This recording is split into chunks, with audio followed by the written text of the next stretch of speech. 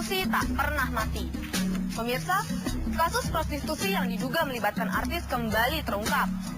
Kehidupan glamor bisa jadi menjadi pemicu mereka melakukan itu.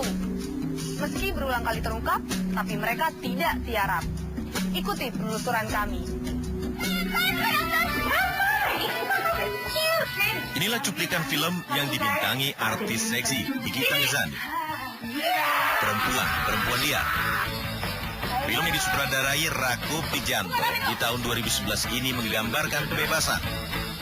Uang menjadi pemimpin. Menghambur-hamburkan uang, pesta hura-hura bersama wanita cantik dan seksi adalah bagiannya. Namun kebiasaan buruk mereka akhirnya membawa mereka dalam kelamnya kehidupan. Kamis malam 10 Desember 2015, sang bintang film perempuan-perempuan liar Nikita Mirzani digerebek aparat Direktorat Kriminal Umum Barreskrim Mabes Polri. Kali ini Nikita ditangkap dalam kasus prostitusi dengan tarif puluhan juta rupiah untuk sekali kencat di sebuah hotel mewah bintang 5 di kawasan Bundaran Hotel Indonesia, Jakarta. Nikita lagi-lagi menjadi sorotan. Nikita tak sendiri. Selain Nikita, polisi pun menangkap PR di hotel yang sama. PR ternyata finalis ajang Miss Indonesia 2014. Polisi menyita bukti transfer, pakaian dalam serta kondom dari dalam tas Nikita. Polisi menetapkan 2 orang yang diduga mucikari sang artis sebagai tersangka. Mereka adalah F dan O. F disebut berprofesi sebagai manajer artis, sementara O sebagai pencari pelanggan. Keduanya disangka melakukan eksploitasi secara seksual untuk mendapatkan keuntungan ekonomi. Karena itu, keduanya dijerat dengan tindak pidana perdagangan orang TPPO dalam Undang-Undang Perdagangan Orang. Malam ini kami menangkap 2 tersangka tindak pidana perdagangan orang. Diduga melanggar pasal 2 Undang-Undang Nomor 21 Tahun 2007 tentang pemberantasan tindak pidana perdagangan orang. Tersangkanya atas nama O dan atas nama F. TKP-nya ada di Hotel Bintang 5 di kawasan Jakarta Pusat, antara Tamrin Sudirman. Kemudian sebagai korban adalah 2 orang artis yang juga foto model, yang juga model, berinisial MS dan PR. Dalam praktek prostitusi di kalangan artis ini, tarif yang dipatok para mucikari antara 50 juta sampai 120 juta sekali kencan, short time. Untuk melancarkan transaksi, biasanya mereka menggunakan media sosial seperti WhatsApp. Mucikari O yang bertindak sebagai pencari pelanggan, kemudian menginformasikan kepada F, sang manajer artis. Untuk meyakinkan, foto sang artis pun dikirim. Deal. Down payment yang berkisar 10% ditransfer. Sisanya dibayar usai kencan. Untuk rate yang dipasang antara 50 juta sampai 120 juta per short time atau 3 jam. Mekanismenya bayar uang muka, ketemu cocok, eksekusi, bayar. Ada 2, yang satu NM, yang satu PR, ada 2. Jadi maksudnya, beda. Jadi tarifnya berbeda. Yang 165, yang 150.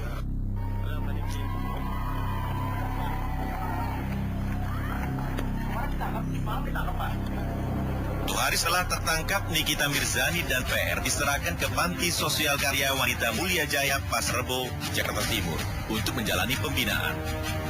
Status mereka adalah korban yang sesuai undang-undang harus diperlakukan demikian. Mereka menjadi korban eksploitasi 2 tersangka, F dan O.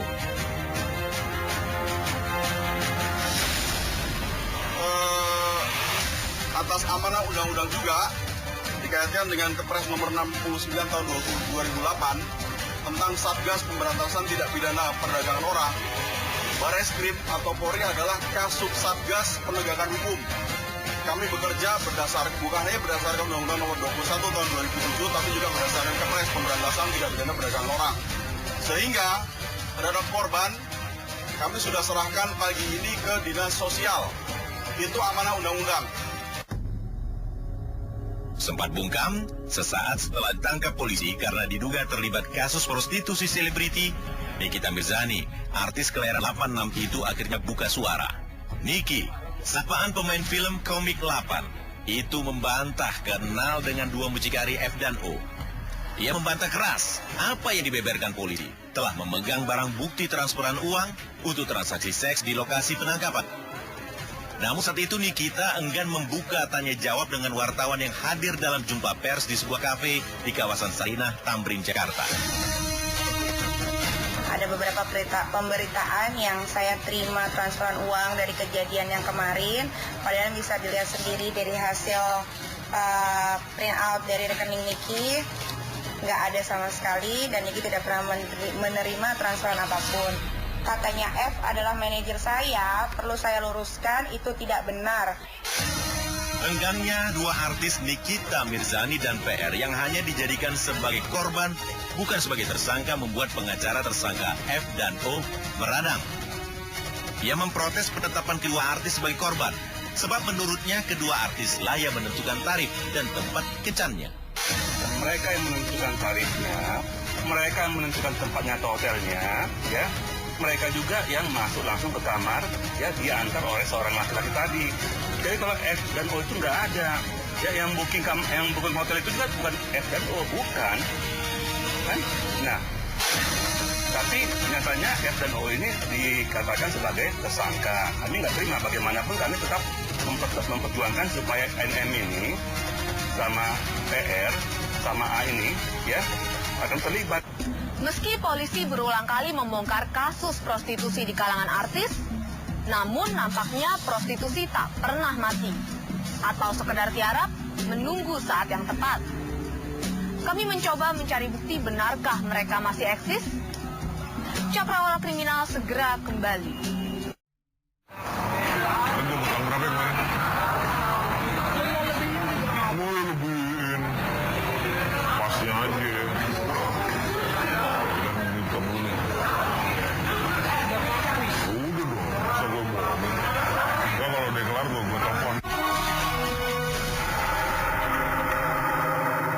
Penggerebekan atas dua artis yang diduga terkait prostitusi online tak serta-merta membuat nyali yang lain surut atau tiarap.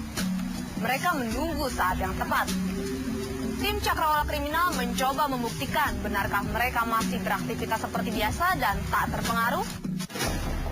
Pendapat bahwa setelah polisi mengungkap jaringan prostitusi selebriti Kamis malam 10 Desember 2015 lalu membuat praktek prostitusi berhenti sejenak atau tiarap tampaknya tidak benar.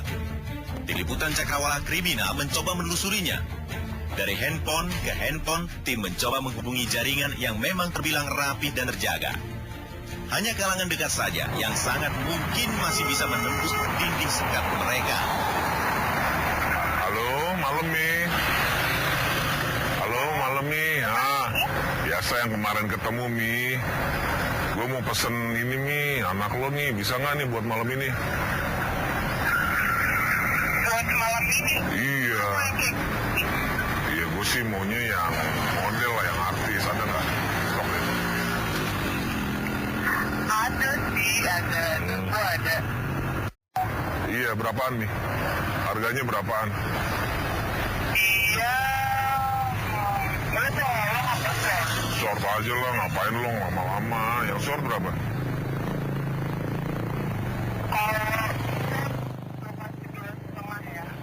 Jangan segitu dong, gue biasanya cuma 1,5, Mi.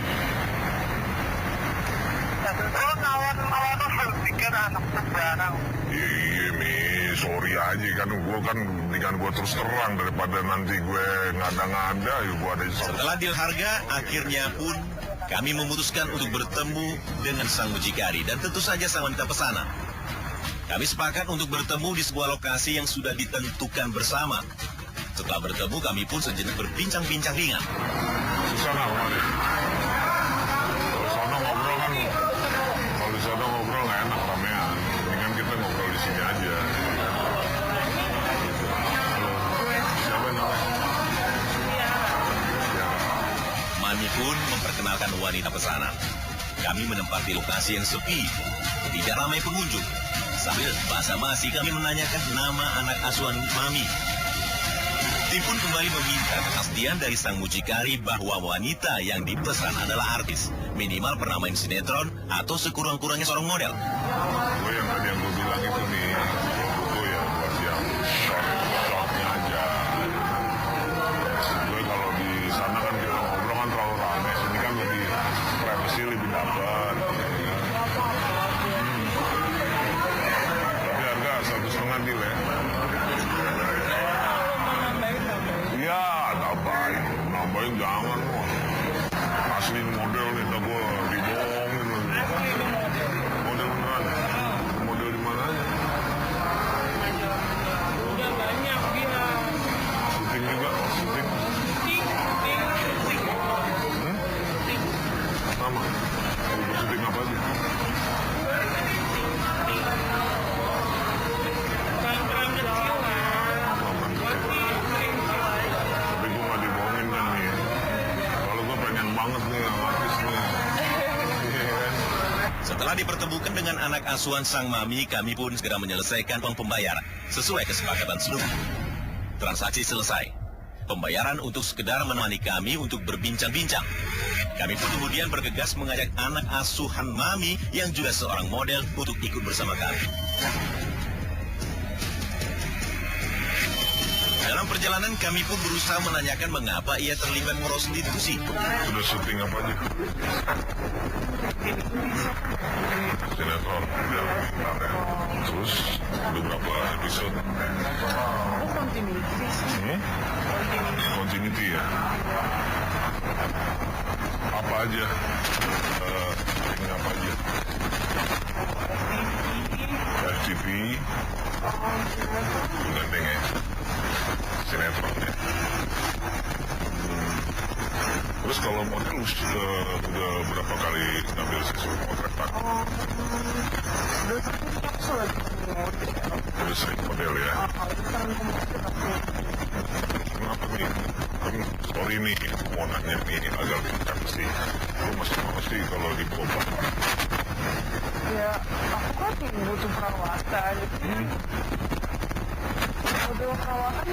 Mahal ya? Gitu. Ini naik sini? Oh ini. Iya, naik dulu deh. Sini ya, aku tak ke kanan ya. Gaya hidup menjadi salah satu alasan untuk terlibat prostitusi. Pria hidung belang berkantong tebal pun menjadi incaran. Atau mungkin saling mengincar. Cakrawala Kriminal segera kembali.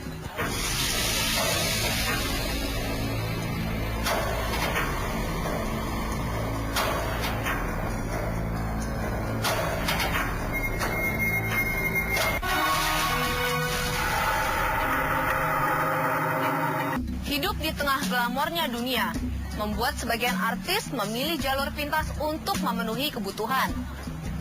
Norma susila dan norma-norma lainnya pun diterabas demi eksistensi diri. Jumat 8 Mei 2015, polisi mengungkap jaringan prostitusi selebriti. Robby Abbas alias RA ditangkap polisi bersama seorang model sekaligus pemain sinetron, Amel Alfi alias AA, di sebuah hotel bintang 5 di kawasan Kuningan, Jakarta Selatan. Robby, lelaki 32 tahun itu berperan sebagai Germo. Sedangkan Amel Alfi adalah artis yang dijajakan kepada pelanggan kelas atas yang berkantong tebal. Kemudian polisi pun menetapkan Robby sebagai tersangka, sedang sang artis jelita hanya berstatus sebagai saksi.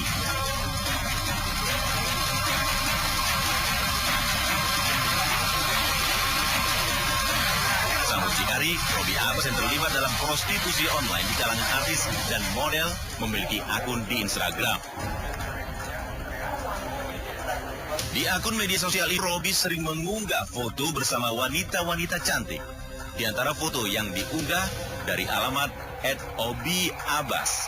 Pria yang berprofesi sebagai make up artis ini juga terdapat foto dirinya dengan sejumlah artis papan atas.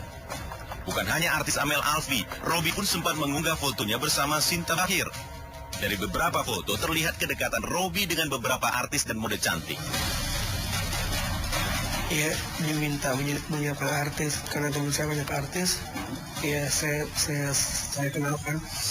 awalnya sekarang kan dari data yang sudah ada sekitar 200 orang ada di kontaknya Mas Obi sendiri. Iya, benar. Ya. Nah, awalnya itu berapa orang? Pertama kali mereka.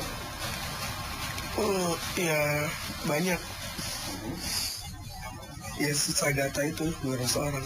Cari sendiri kontak aktifnya atau ada teman yang lain yang bergabung dengan Mas Obi untuk menjalankan bisnis ini? Enggak ada, saya sendiri. Tertangkapnya artis Amel Alfi dan sang mucikari menguat sebagai fakta baru dalam bisnis prostitusi online yang dilakukan artis dan model papan atas. Bahkan sempat muncul daftar inisial artis lengkap dengan tarifnya yang mencapai ratusan juta rupiah. Ada 17 inisial nama artis papan atas yang disebut-sebut kerap menemani para pria hidung belang berkantung tebal. Bahkan Robby Abbas mengaku menangani sekitar 200 wanita penghibur. Meski tidak semuanya berprofesi sebagai artis ataupun model. Mencari penghidupan dari lelaki hidung belang berkantong tebal menjadi cara instan para artis untuk memenuhi kebutuhan mewahnya. Bahkan cara-cara itu sudah menjadi gaya hidup para selebriti.